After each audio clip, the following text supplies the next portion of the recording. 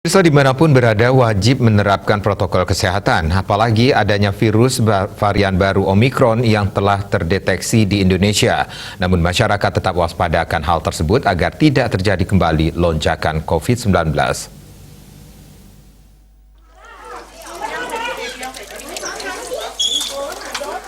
Mengantisipasi merebaknya varian Omikron di luar negeri, menurut petani di Banjar Pengedan, Desa Muda, Kecamatan Selemadeg Barat, Tabanan, IGD Purwosantike, penerapan protokol kesehatan yang ketat 3M, yakni memakai masker, mencuci tangan dan menjaga jarak, adalah benteng utama dalam menghindari diri dari paparan virus COVID-19 dan menekan laju penyebaran virus corona.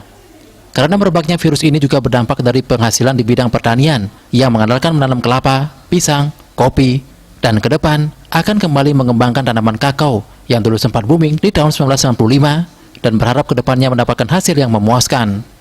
Hasil tanaman kakao dulu sekitaran tahun 95 memang sedang boomingnya di sana.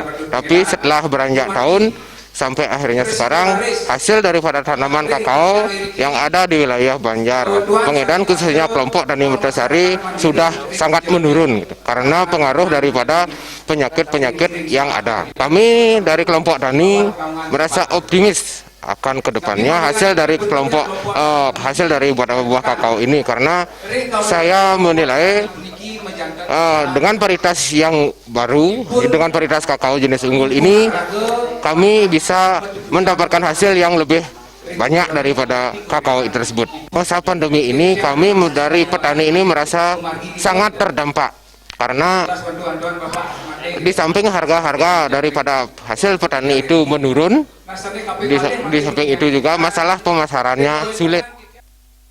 Terlebih biji kakao sebagai bahan baku dasar olahan makanan coklat. Bahkan coklat juga telah menjadi salah satu rasa yang paling populer di dunia.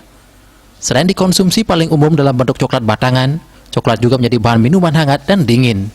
Sehingga ia tertarik untuk mengembangkan kembali tanaman kakao.